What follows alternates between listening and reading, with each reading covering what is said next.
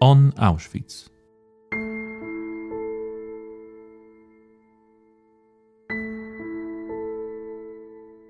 The history of Auschwitz is exceptionally complex. It combined two functions, a concentration camp and extermination center. Nazi Germany persecuted various groups of people there, and the camp complex was continually expanded and transformed. In the podcast on Auschwitz, we discuss the details of the history of the camp, as well as our contemporary memory of this important and special place.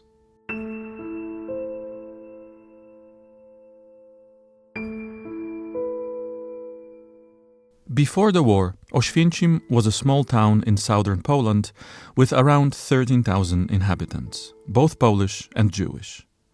During World War II, the town was annexed into the Third Reich, and in the spring of 1940, the Germans established the Auschwitz concentration camp on its outskirts.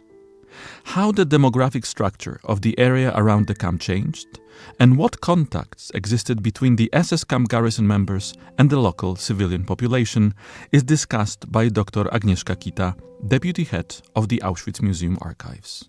What was life like in Oświęcim as a city during the war? Oświęcim w czasie wojny został wcielony do Rzeszy.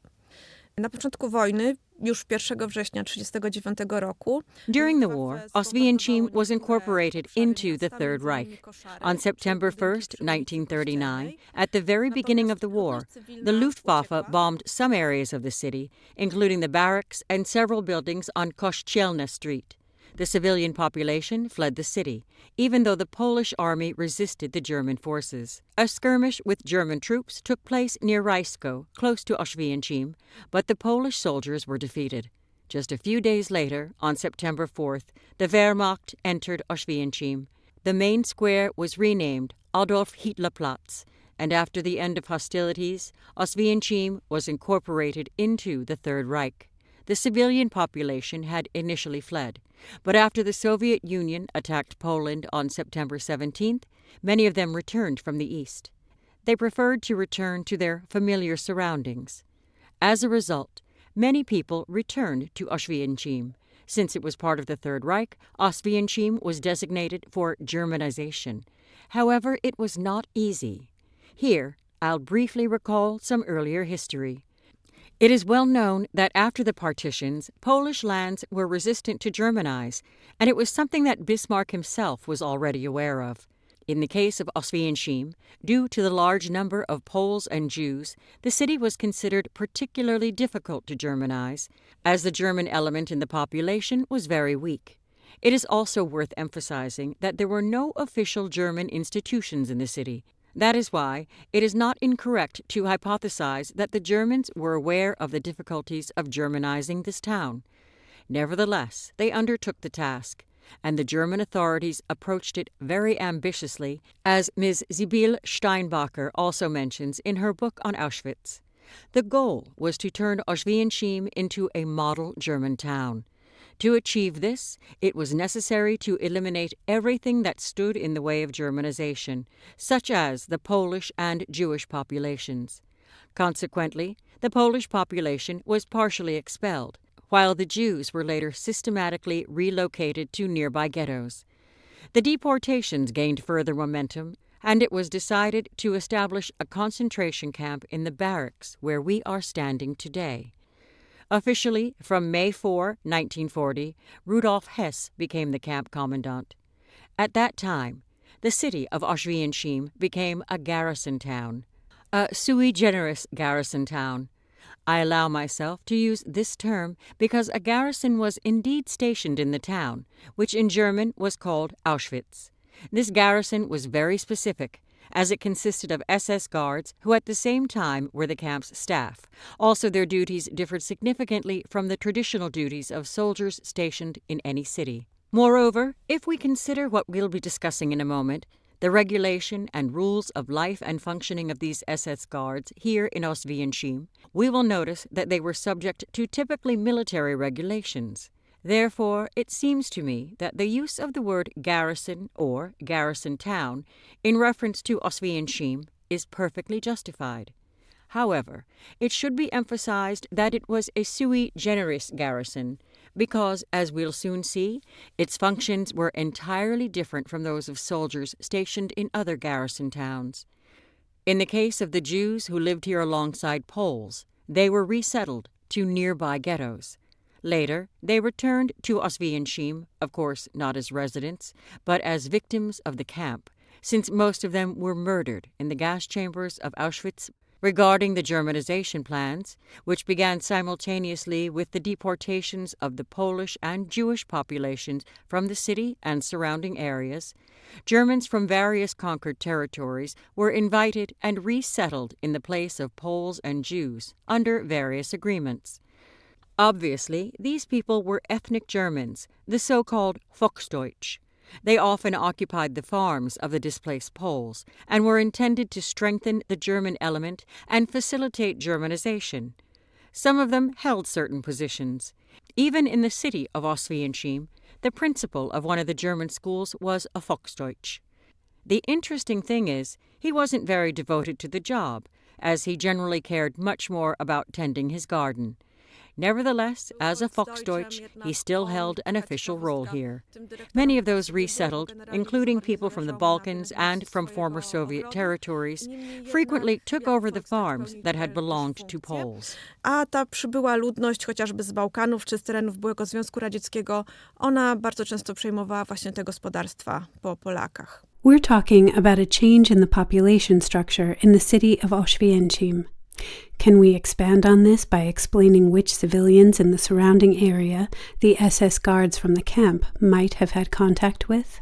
Byli to głównie, że tak powiem, szeroko rozumiani Niemcy oraz Polacy i początkowo Żydzi. They were mostly, broadly speaking, Germans, as well as Poles and initially Jews. As for the Germans, they were certainly civilian employees of companies established here in Oswiecim, such as IG Farben. They were engineers, architects, specialists, foremen, supervisors. They also included the family members of those people, who often moved here together with their fathers, that is, the workers themselves. There were also Poles living in the area who had not been deported, for example, civilian laborers employed in the construction of the camp. Jews who had not yet been deported also remained here, although there were very strict regulations regarding contact with them. There were also SS families, since SS guards were allowed to bring their relatives here. Many Polish houses, those belonging to deported Poles, were handed over to SS families. These were usually the families of so-called professional SS guards, meaning those who had signed a 12-year contract with the SS and were obliged to fulfill it here. Meanwhile, family members of reservists, who usually lived in the barracks, could visit them in camp for a limited time, but only with the commandant's permission. Orders issued by the commandant's office, which I will discuss in more detail shortly, contained lists of SS guards who were permitted to receive visits from their families, where and when these visits could take place, as well as information about where these families would be housed during their stay. Thus, social life here in Auschwitz could, in a sense, be said to have flourished. Among the civilians with whom the SS had contact with were also young Polish women, who were not prisoners. Girls were sent by the Arbeitsamt, the Reich Labor Office, to SS homes as domestic helpers, handmaids, or maids. The point was that Poles from a certain age were obligated to work for the Third Reich. That is why these girls were sent to perform such work. Their accounts have been preserved and are available in our archives. These are very interesting for many reasons. First, they show us what life inside an SS family, a German family, looked like. These girls, as servants and domestic helpers, not only cleaned and took care of the children, but very often listened to what these people had to say and could observe who they associated with and how they behaved. On the other hand, we also have former prisoners' accounts about these same SS guards. It often happens that when we talk about one person, we can see two sides. On the one hand, the father of the family and a loving husband. On the other, the SS man who instilled fear in the entire camp. Therefore, this is very interesting information from which we can learn a great deal on many levels. Of course, the SS Guards were very determined to bring their families here to Auschwitz, especially when the Allies began intensive and systematic air raids on German cities like Hamburg, Berlin, and Munich. Oswiecim, and therefore Auschwitz, was generally safe. Here, the SS Guards and their families were not threatened by the danger associated with bombing raids. As a result, many of them submitted applications to the commandant requesting permission to relocate their families here, either for reasons of safety or, in some cases, after their apartments in, for example, Cologne or Hamburg were bombed and their families had nowhere to live. And indeed, Commandant Hess and his successors often agreed to that. In summary, we can essentially distinguish the groups of civilians with whom the SS Guards could have had contact here. Reichsdeutsch, newcomers from the Reich who settled here for various purposes, usually professional. Volksdeutsch, resettled here and their families, as I mentioned, to strengthen the German element. Poles who had not been resettled. Families of SS Guards with whom they lived on a daily basis. And, to a much lesser extent, Jews. Rodziny SS-manów, z którymi oni mieszkali na co dzień, oraz w dużo mniejszym stopniu Żydzi. So now we know who the civilians living around Auschwitz camp were. But what can we say about the SS guards working in the camp? Who were they? To była na pewno nie homogeniczna grupa. Byli to ludzie z różnych warstw społecznych. It was certainly not a homogeneous group.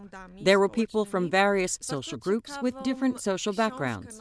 Professor Lasik wrote a very interesting book on this subject, analyzing the SS staff from a sociological perspective. So in terms of a sociological study, we have an interesting monograph. And you can clearly see a full social cross-section of who these people were, something crucial not only for the functioning of the camp, but also for their interactions with civilians. Of course, the number of SS guards in Auschwitz varied. At the beginning in 1940, in May 1940, it was around 200 to 300. However, after the camp's expansion and the establishment of various subcamps, this number of SS guards naturally increased. In January 1945, the SS staff numbered over 4,400. Our SS database contains approximately 8,000 names of people who served here at various times between 1940 and 1945. Although we currently say that there are over 8,000 records, the database is continuously growing as research is still ongoing. As you can see, there were quite a few of them. Of course, being transferred to Auschwitz did not mean that someone remained here permanently. Transfers between camps in the front, or between camps and various SS institutions were quite frequent. It often happened that if someone was wounded at the front and was no longer fit for frontline military service, that person was reassigned to a concentration camp. In turn, many young SS guards were transferred from the camp to the front, and their places were taken either by older reservists or by men considered fit for military service, but only for garrison duty, not for combat at the front. Naturally, as I mentioned, the personnel here kept changing. In terms of national and ethnic origin, the SS guards included both Reichsdeutsche and Volksdeutsche. Contacts between them varied, as these Volksdeutsche sometimes didn't even speak German very well. There are accounts from prisoners telling us that even some educated Polish prisoners, for example, students, high school graduates, spoke better German than the SS guards. Commandant's orders also frequently forbade the use of Polish, Czech, etc. when interacting with prisoners, while German was mandatory. Given the diverse group of SS guards here at Auschwitz, their attitudes toward prisoners and civilians naturally varied.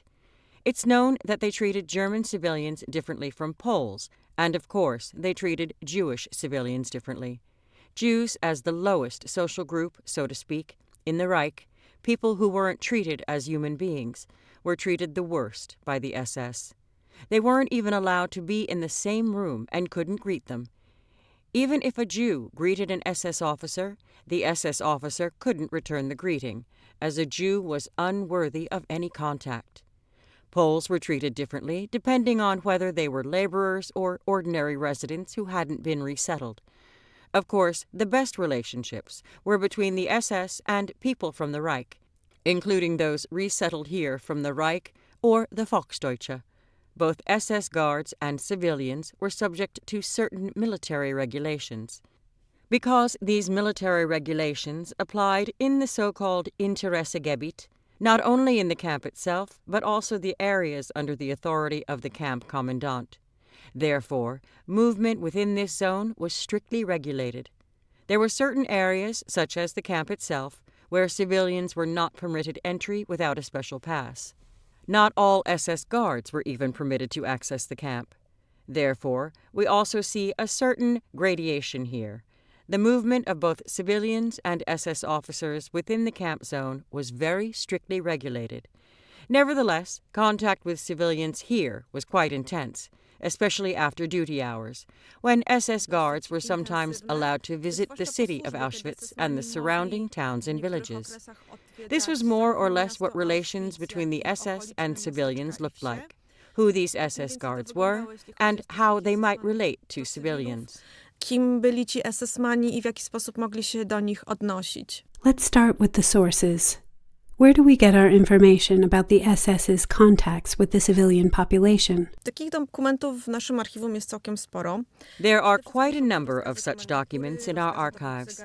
Above all, these are orders issued by the camp commandant, the garrison commander, as well as special orders that regulated not only the SS Guard service, but also their everyday lives. This information is very detailed, so if someone, for example, wanted to study perpetrators, the commandant's orders are certainly a must-read. Moreover, these documents allow us to accurately reconstruct the daily life and service of SS guards in the camp. They provide information not only on how prisoners were to be treated, how duties were to be performed, and what was permitted or prohibited while on duty, but they also give us some details about what SS guards could do in their free time. We have information on the entertainment available to the SS guards and information on how to regulate even family life. This tells us a great deal not only about the SS guards themselves, but also about the people who issued these orders, such as the commandants. In addition, we also have the SS guards' personal files and collections of documents relating to individual SS guards. These documents are incredibly diverse. They contain a lot of interesting information regarding behavior not only on duty, but also off duty, including information about punishments the SS guards received, and about their interactions with civilians. This is particularly interesting because it also includes regulations concerning everyday life and domestic life. For example, to own a dog, one had to submit an application to the commandant stating that he was able to properly secure the dog, ensuring it didn't run around the area or pose a threat, and whether it could be owned at all. Such regulations are found in commandant's orders, and we have copies of such applications in the SS Guard's personal documents. Of course, we also have post-war information, including testimonies, memoirs, and statements from former prisoners and people who lived near Auschwitz and had some contact with prisoners and SS guards. Trial materials also tell us a great deal about this. These include witnesses who were prisoners, but also SS guards themselves, and sometimes even their families. Whether in the Frankfurt trial or the trial of the Auschwitz staff immediately after the war, we can find such information. As I mentioned earlier, I think a particularly interesting set of documents worth attention are the statements of these young girls who worked as domestic help in SS households. As I emphasize again, these were not prisoners, but girls, young women sent by the Arbeitsamt to work for the Third Reich. Interestingly, they were often treated well by the SS guards and their families, but more on that in a moment. So it seems to me that this is quite a large number of documents, a considerable collection of sources that provide insight into the daily lives of these people and also into their contacts with the civilian population. Thanks to these documents, we can learn not only historical facts about the camp's functioning and the rules that prevailed here, but also, in a sense, gain some insight into the psyche of the SS guards and see what kind of people they were.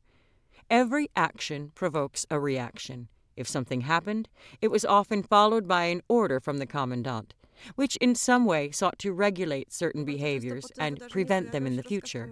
In certain situations, it also gives us considerable insight into the purely human, one might say sociological and anthropological foundations and behaviors of these individuals. Można powiedzieć postawy i zachowania tych ludzi nawet z takiego socjologiczno-antropologicznego punktu widzenia. Were there any official regulations from the Auschwitz commandant regarding contacts between the camp staff and civilians? Takich regulacji było bardzo dużo, tak jak w każdym garnizonie. There were many such regulations, like in any garrison. The commander of such a garrison had to keep his men in line, because we must remember that these SS guards were quartered here. They were all men, and their service, no matter how you look at it, was quite stressful and boring. Because if we're talking about guards, for example, guard duty is boring, let's not deny it. So they came up with different ideas. When a person is bored, he became very creative. That is why there were indeed many such regulations. First of all, there were prohibitions on visiting certain places in Auschwitz. At the beginning, this stemmed from an intention to protect, inverted commas of course, the SS guards from contact with Jews. Until April of 1941, Oswiecim still had a Jewish population. Later, after April 18, 1941, it was declared Judenrein, meaning cleansed of Jews. On that day, Command Order No. 5 from 1941 was issued, stating that since there were no more Jews in Oswiecim, SS men were allowed to visit the town. The order was, of course, issued by the camp commandant Rudolf Hess.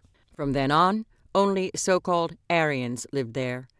As a result, things changed somewhat, and more places in the city itself were accessible. Nevertheless, the commandants still had to regulate these contacts with civilians. The commandant's orders contain a great deal of such information. For example, they include detailed instructions concerning the SS guards' uniforms, whether smoking was permitted under certain circumstances, the visiting of certain establishments, contact with civilians, and so on. Why do I mention the SS guards' uniform here? It's a significant issue, at least from the perspective of people familiar with the military, who know that a soldier must set an example in terms of his uniform, behavior, and so on.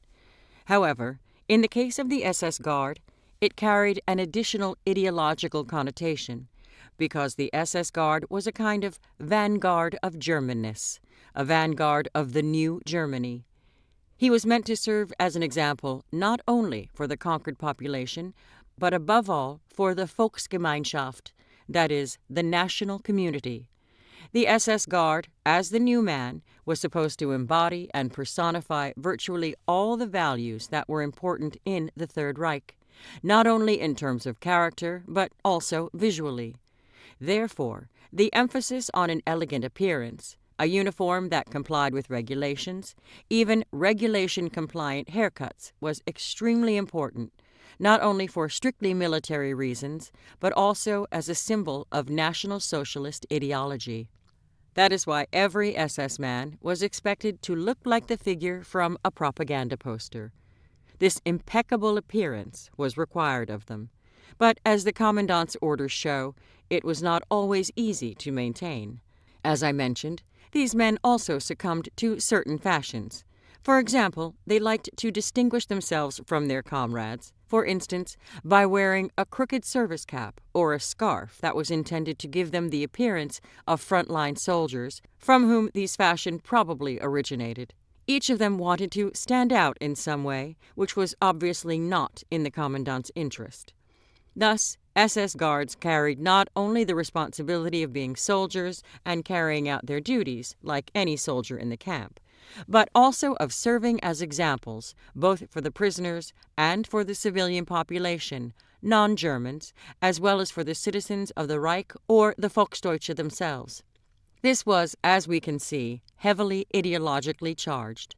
As for contact with civilians, as I mentioned, SS guards were prohibited from visiting certain establishments. Interestingly, for example, they couldn't eat at the same tables as Polish workers. This was strictly punished. Certain canteens were not accessible to the SS guards and the civilian population, meaning that only civilians could eat in one canteen and only SS guards in another. The idea was to prevent them from mixing in any way.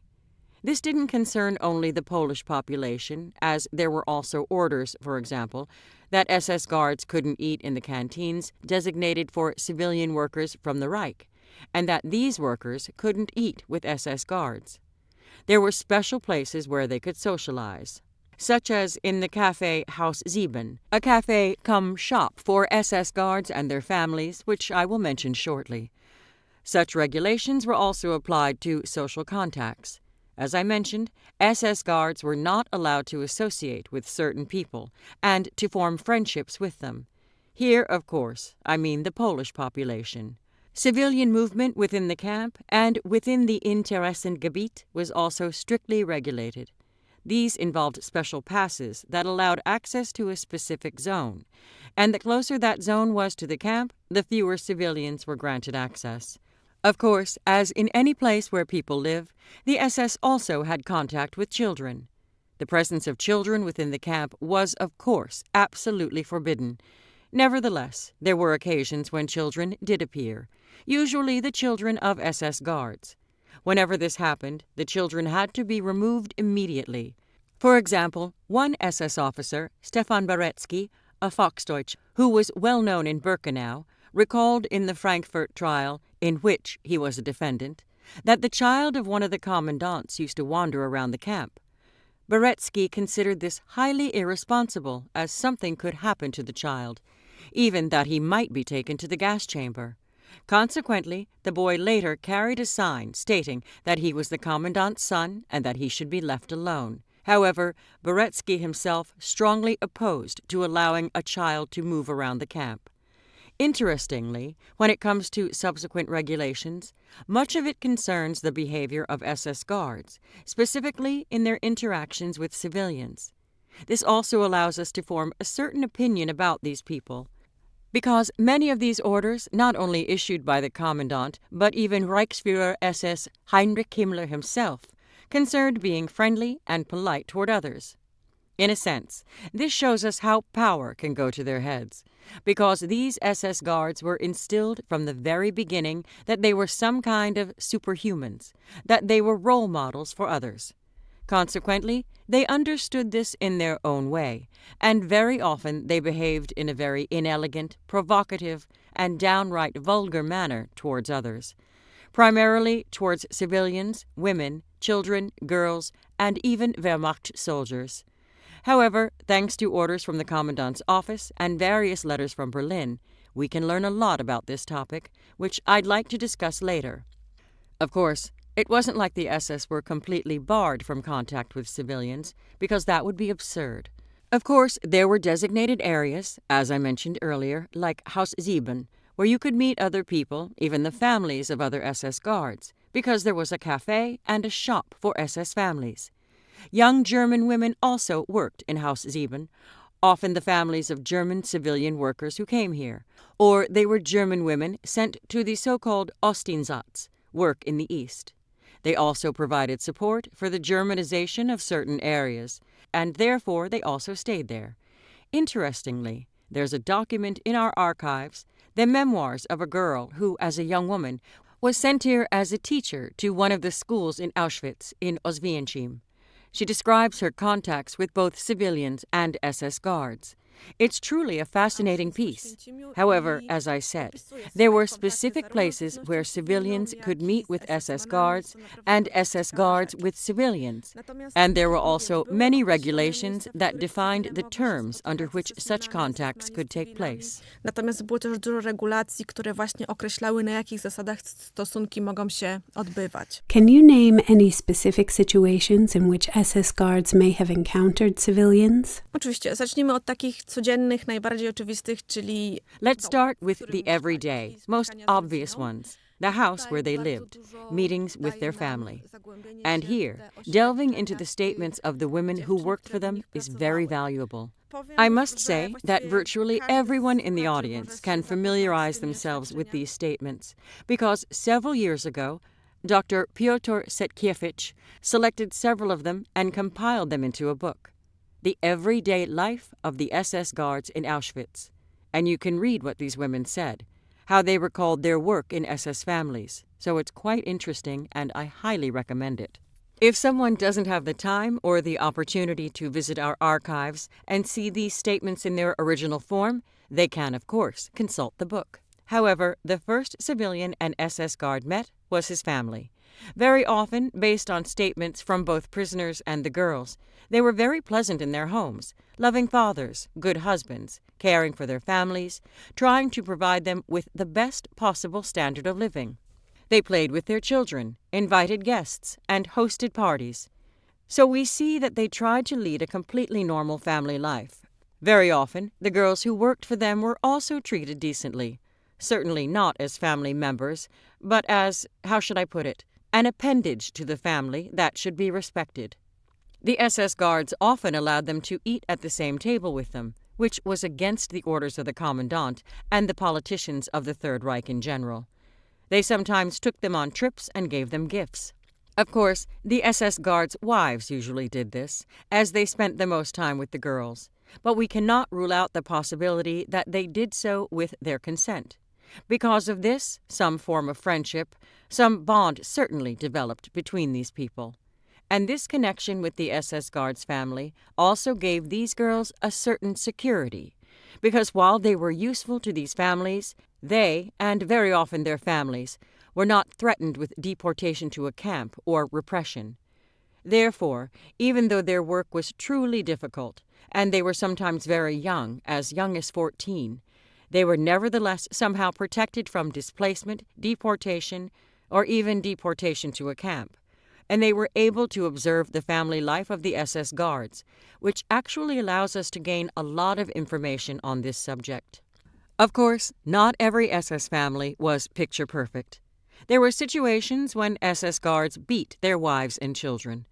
For example, the wife of Karl Frisch, the first Lagerführer of Auschwitz, was afraid of him. His children were afraid of him, and the girl who worked for them was afraid of him. We have information that some of the SS guards' wives who appeared at Haus Sieben had bruises on their faces, which clearly indicates domestic violence. We also have information that the SS guards didn't necessarily love their children as much. So we have a cross-section of society here, from people who led exemplary family lives to the so-called pathologies that were also present. Therefore, it seems nothing extraordinary. It's also worth noting that many SS guards were able to create a barrier between their work in the camp, their service in the camp, and their family life. They tried, colloquially speaking, not to bring their work home, and many of them succeeded, as evidenced by the comparison of what these women said with the statements of prisoners. I think a classic example of this is the SS Hauptscharführer Gerhard Palitsch, who went down in camp history as one of the bloodiest and most vicious SS guards. At home, however, he was a loving father and husband who strove to provide his family with the highest standard of living possible. In the camp, he was a terror to the prisoners, not only because he was cruel to them, but also because he executed them at the death wall in the courtyard between blocks 10 and 11. Many statements by prisoners, even Rudolf Hess himself, reveal surprise, even astonishment at his attitude at this moment, as one gets the impression that killing these people made no impression on him, that he did it calmly, without emotion. Some prisoners said that, in a sense, he even enjoyed it. Moreover, Palitsch himself, when under the influence of alcohol, often boasted about how many people he had killed, and that it was a source of pride for him. Therefore, we have an extreme example of a person with sociopathic traits who somehow derives pleasure from killing, which is nothing unusual, as such people exist in every community, so it's simply a matter of statistics. On the other hand, we have a loving father and husband who would do everything for his family. So we see a certain type of personality here, one might say quite complex. On the other hand, however, this is not the time and place to consider the psychological issues related to the SS personnel at Auschwitz. As I mentioned, the first people civilians would have encountered with the SS were their own families. Then, for example, we have civilian workers, both Polish and German, who were here. As I mentioned, these contacts were strictly regulated. Of course, these contacts were not as limited as, for example, earlier contacts with the Jewish population. Therefore, Polish workers were certainly viewed somewhat more favorably than Jews. Nevertheless, these weren't people with whom the SS would have or could have formed any friendships. We also have the civilian population of Oswiecim and the surrounding area, meaning Auschwitz and the surrounding area, who also had some contact with these people. Because the Auschwitz staff weren't confined to their homes, they could travel, take vacations, and go to various places. This contact with civilians also extended somewhat beyond Oswiecim. Moreover, the commandant himself facilitated this. For example, in consultation with the theater in Katowice, organizing trips for them to the theater.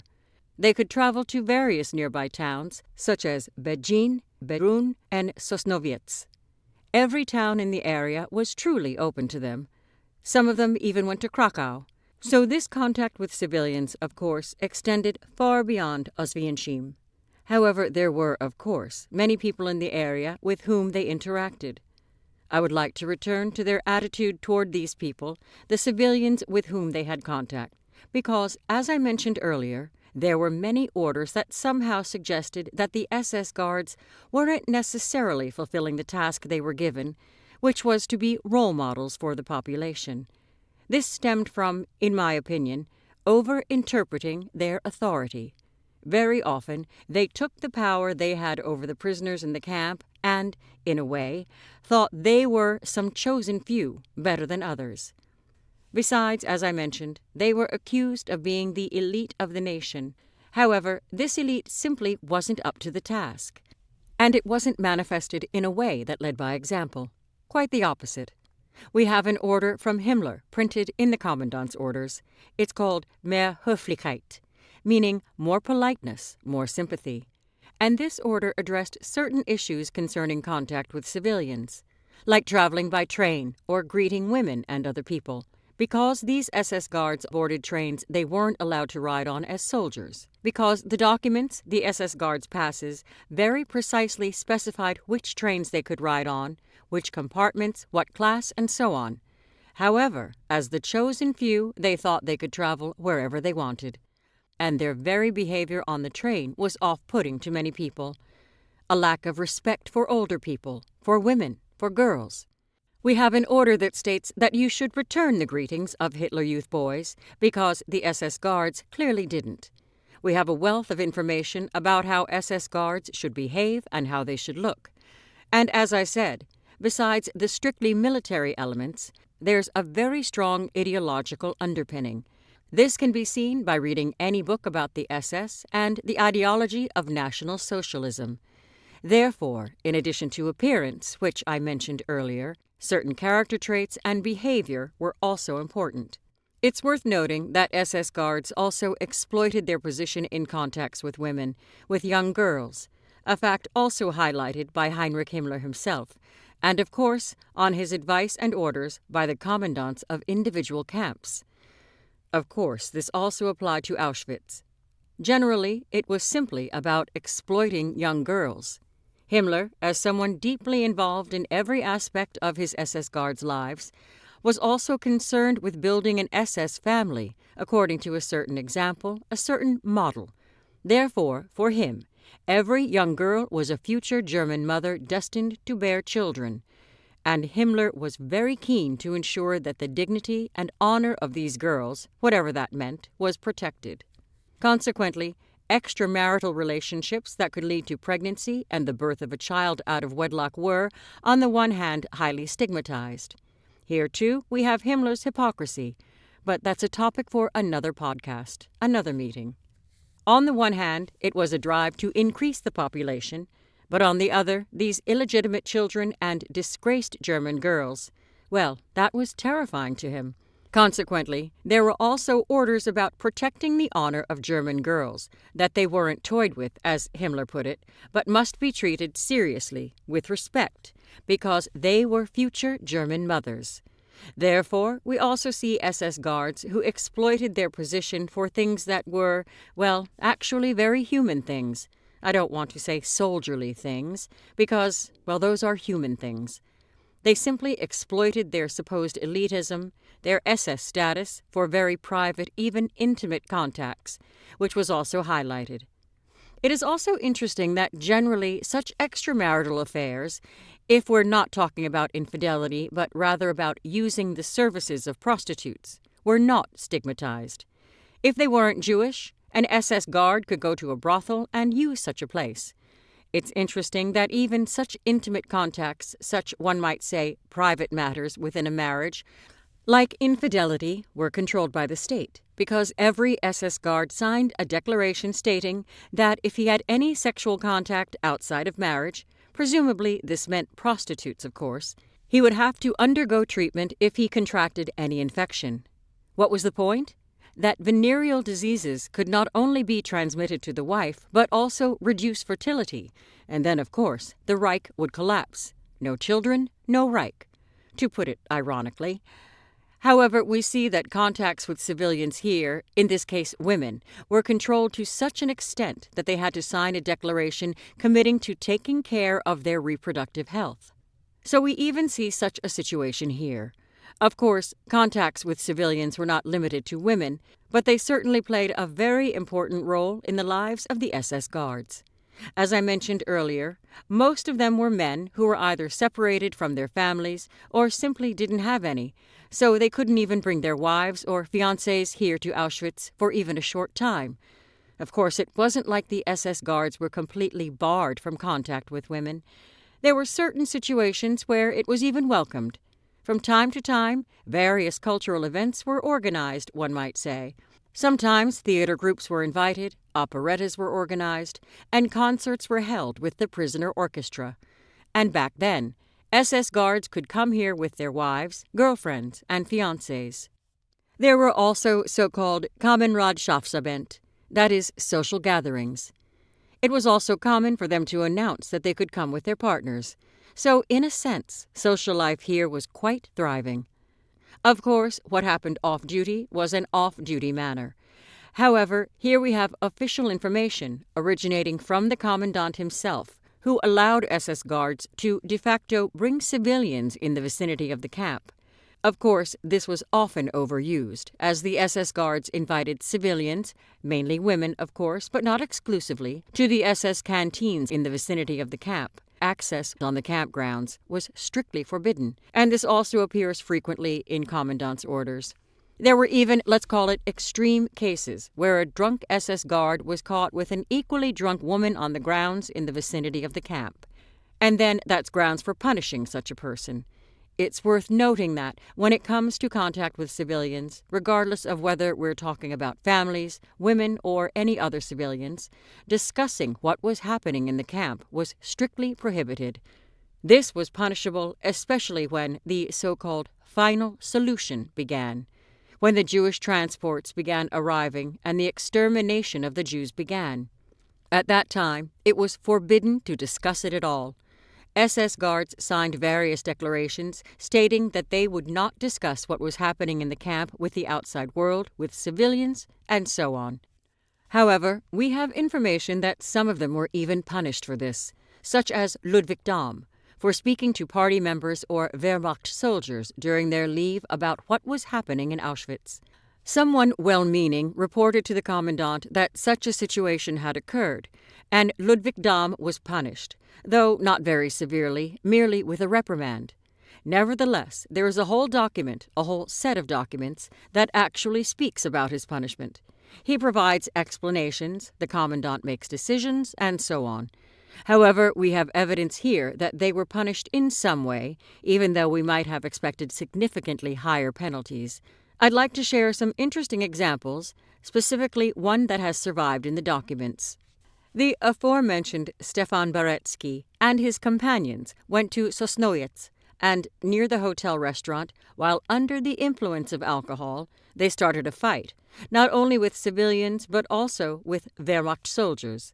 The gendarmerie arrived, apprehended the perpetrators, and took notes. And later, of course, an investigation was conducted in the camp regarding this incident. The SS guards involved had to explain themselves. Of course, we have entire letters from the commandant, explanations from the SS guards, information about punishment, and so on.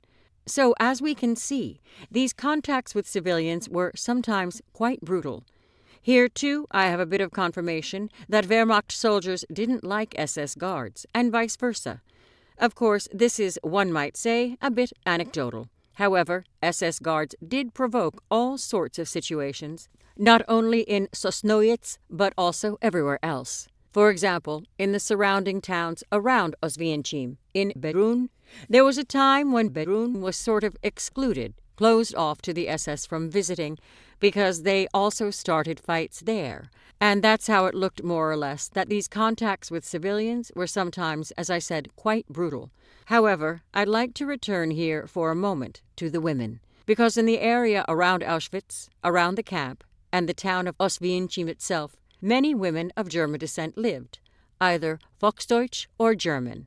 It wasn't unusual for SS guards to fall in love with them and marry them. We have statements that even prisoners sew wedding dresses for these women. And there were many examples of SS guards marrying local women. Of course, they were women of German descent, because an SS guard couldn't possibly marry a Polish woman. So they were more likely women of German blood, let's call them that, with whom they entered into marriages. And I'd like to conclude this point by talking about a specific group of civilians, including women, with whom the SS guards had contact practically daily. These were the female SS overseers, the so-called SS Aufseherinnen. I'd like to emphasize right from the start that they weren't soldiers, they were civilian officials who signed contracts with the SS for service. This was called the SS Gefolge in German. And of course, they wore uniforms and weapons, but they didn't have the status of soldiers, so we treat them here as civilians. And the SS guards also had contact with them. Because they were here, events like mutual visits to each other's quarters often occurred, which was, of course, strictly forbidden. And of course, this is mentioned in various commandant's orders. Nevertheless, we even have examples of marriages between an SS guard and a female overseer who met in Auschwitz, fell in love, and married. However, I don't want to dwell on the issue of the female overseers here, because Dr. Sylwia Wiśniewska recorded a podcast about it, so if you're referring to the female overseers, I'll refer you to that section. However, I'd just like to mention that the last group of civilians, the actual ones with whom the SS guards had contact here, were these women. It's worth noting that Auschwitz wasn't some isolated island completely separated from the world, where these SS guards lived in their own world of violence and murder. The truth is that Auschwitz was, of course, isolated, but there were plenty of civilians with whom they could have interacted. Moreover, we must also note that, as cruel as it may sound, in a sense, Auschwitz provided employment. I'm not talking about the Polish population, as they simply lived here. People from the Reich simply came here to work, such as specialists, foremen, and supervisors who lived nearby. These Volksdeutsche were resettled here. Therefore, that's how it was. The SS guards, of course, had to have contact with the civilian population, because otherwise the camp couldn't truly function without these contacts. Therefore, it is also worth realizing that the influence of this National Socialist ideology certainly had a bearing on their behavior, certainly had a bearing on their contacts with civilians, but on the other hand, it is worth noting that when analyzing documents or statements, we come to the conclusion that these SS guards were, for the most part, ordinary people. Perhaps it would be better to say, who were thrown into such a terrible moment in history and had to somehow adapt to it. What we must remember is that ordinary people thrust into certain historical realities can change in one way or another. On the one hand, they can be a good father and husband, as in this case, and on the other, they can be a person who inspires fear in prisoners and goes down in history as one of the cruelest, for example, of the SS guards. Therefore, I think it's something we should remember that these ordinary people, this truism, this thesis of Browning, who also wrote this very book, Ordinary People, about police officers in occupied Poland, applies here as well. And what conclusion can we draw from this? a very important one for us as a society and in general, is that, unfortunately, under certain circumstances, most of us could become just such an SS guard. Of course, there are various ideological, sociological, and so on issues here, and I don't want to get into that now, but we must remember that the perpetrators didn't just emerge from nowhere. Referring to Marian Turski, they didn't emerge from nowhere either.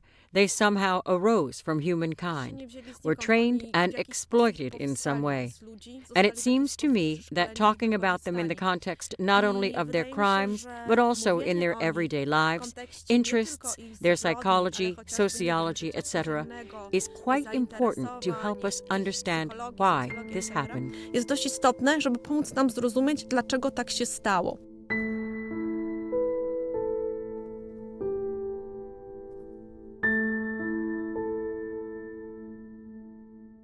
All episodes of the On Auschwitz podcast are available at auschwitz.org/podcasts.